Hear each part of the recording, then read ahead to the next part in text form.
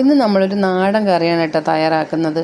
ഒരുപാട് രുചിയുള്ളതും അതുപോലെ തന്നെ ഒരുപാട് ഗുണങ്ങളുള്ളൊരു കറിയും കൂടിയാണ് കേട്ടോ. ചക്കക്കുരു മാങ്ങയും വെച്ചിട്ടാണ് ഈ കറി ഉണ്ടാക്കുന്നത്.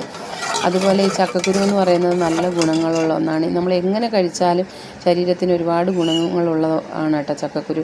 അപ്പോൾ നമ്മൾ ചക്കക്കുരു എല്ലാം ഒന്ന് വൃത്തിയാക്കി കഷ്ണങ്ങളാക്കിയിട്ട് നമ്മൾ എടുത്തിട്ടുള്ള പാത്രത്തിൽ ഇട്ടിട്ട് കുറച്ച് ഉപ്പും വെള്ളവും കൂടെ ഒഴിച്ച് അടുപ്പത്ത് വേവിക്കാനായിട്ട് വെച്ചിട്ടുണ്ട്. അതൊന്ന് നല്ല രീതിയിൽ വെന്ത് വരുമ്പോഴത്തേക്ക് നമുക്ക് മാങ്ങ വേണം അതിലേക്ക് ഇടാനായിട്ട്. അപ്പോൾ നമ്മൾ മാവിൻ്റെ ചൂട്ടിലേക്ക് വന്നിട്ട് മാങ്ങയൊന്ന് പറിച്ചെടുത്തിട്ടുണ്ട്. നമുക്കിതിന് ഒരു മാങ്ങ മതിയാകും.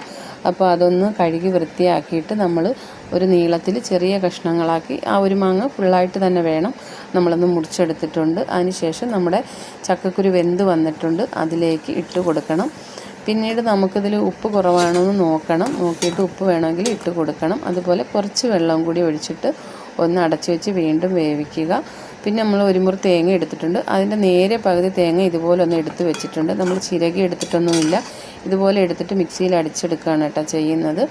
എന്നിട്ട് നമ്മുടെ ചക്കക്കുരു മാങ്ങ നമ്മളൊന്ന് നോക്കിയിട്ടുണ്ട്, അപ്പോൾ നന്നായിട്ട് വെന്ത് വന്നിട്ടുണ്ട്. വീണ്ടും ഒന്ന് അടച്ചു വെച്ചിട്ടുണ്ട്. പിന്നെ നമ്മൾ തേങ്ങ ഇതുപോലൊന്ന് അടിച്ചെടുക്കുക മിക്സിയിൽ. പിന്നെ അതിൻ്റെ കൂട്ടത്തിൽ നമ്മൾ ചേർക്കുന്നത് മഞ്ഞൾപ്പൊടിയും അതുപോലെ ചെറിയ ജീരകം കുറച്ച് മതി, ചെറിയ ജീരകം, 2 അല്ലി വെളുത്തുള്ളിയും പിന്നെ 2 കഷ്ണം കൊച്ചുള്ളിയും കൂടാണ് കേട്ടോ നമ്മൾ ചേർത്ത് കൊടുക്കുന്നത്.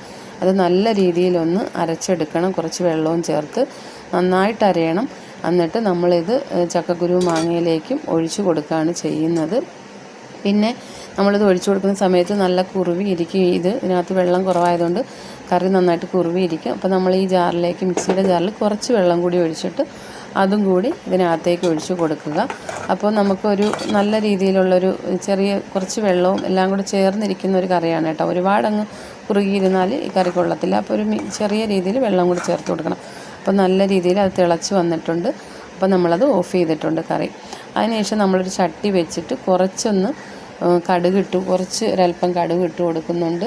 പിന്നെ നമ്മൾ അതിൻ്റെ കൂട്ടത്തിൽ കുറച്ച് ചെറിയുള്ളി ഇട്ട് അത് ഒന്ന് ഇളക്കി കൊടുത്തതിന് ശേഷം ഒന്ന് മൂത്ത് വരുമ്പോഴത്തേക്കും പിന്നെ നമ്മൾ ചേർത്ത് കൊടുക്കുന്നത് കറിവേപ്പിലയാണ് കേട്ടോ. കറിവേപ്പിലയും കൂടി ഇട്ടതിന് ശേഷം നന്നായിട്ടൊന്ന് ഇളക്കി കൊടുക്കണം. അപ്പോൾ എല്ലാം കൂടി ഒന്ന് നല്ല രീതിയിലൊന്ന് കളറ് മാറി മൂത്ത് വരും. പിന്നെ നമ്മൾ അതിനകത്ത് പ്രധാനമായിട്ടൊരു കാര്യം ചേർക്കുന്നുണ്ട്, മുളക് പൊടിയാണ് കേട്ടോ. നമ്മുടെ പിന്നെ കാശ്മീരി മുളക് പൊടിയും അതുപോലെ സാധാ മുളക് പൊടിയും കൂടെ ചേർത്ത് പൊടിച്ചതാണ് കേട്ടോ. അപ്പോൾ അത് നമ്മളൊരു സ്പൂണ് ചേർക്കുന്നുണ്ട്. എന്നിട്ട് അത് നമ്മൾ തീ ഓഫ് ചെയ്തിട്ടാണ് കേട്ടോ ഇത് ചേർക്കേണ്ടുള്ളത്.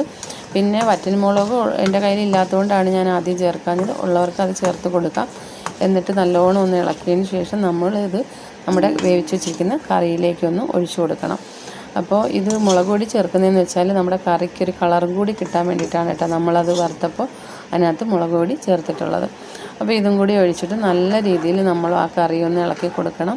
ഇത് നല്ലൊരു ടേസ്റ്റുള്ള കറിയാണ്, അതുപോലെ ഒരുപാട് ഗുണങ്ങളുള്ള കറിയും കൂടിയാണ്. പിന്നെ നമുക്കിത് ഇപ്പം നമ്മൾ തയ്യാറാക്കുന്ന ഒരു ദിവസം മാത്രമല്ല, പിറ്റേ ദിവസം രാവിലെ കിഴങ്ങഞ്ഞിയൊക്കെ കഴിക്കുന്നവർക്കും ഒക്കെ നല്ലൊരു കറിയാണ്. തണുക്കുമ്പോഴാണ് കേട്ടോ ഈ കറിക്ക് ഒരുപാട് ടേസ്റ്റ് വരുന്നത്.